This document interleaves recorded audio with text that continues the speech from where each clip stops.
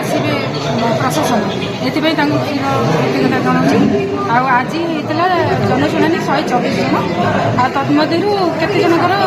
सांगे सांगे report समाधान विशेषकर कौ समस्या विशेषकर प्रधानमंत्री आवास योजना आउ अंतर्गत गृह योजना राशन कार्ड आउ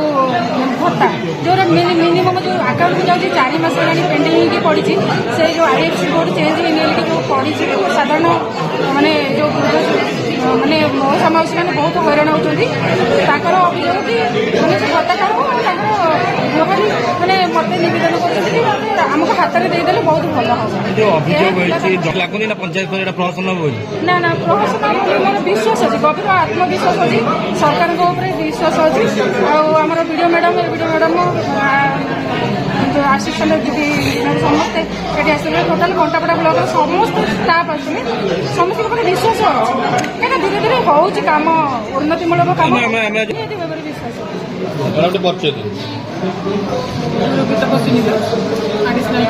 आपंकर पंचायत स्तरीय जनशुणी चलती ब्लॉक रे प्रति ब्लॉक होगी आज नाड़पुर पंचायत होता केते अभियोग होता केते समाधान होती सागे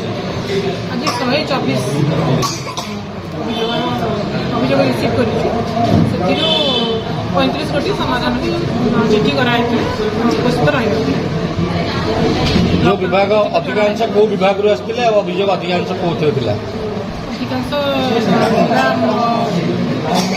वार्धक्य भत्ता आसते प्रधानमंत्री आवास योजना सब डिपार्टमेंट किसी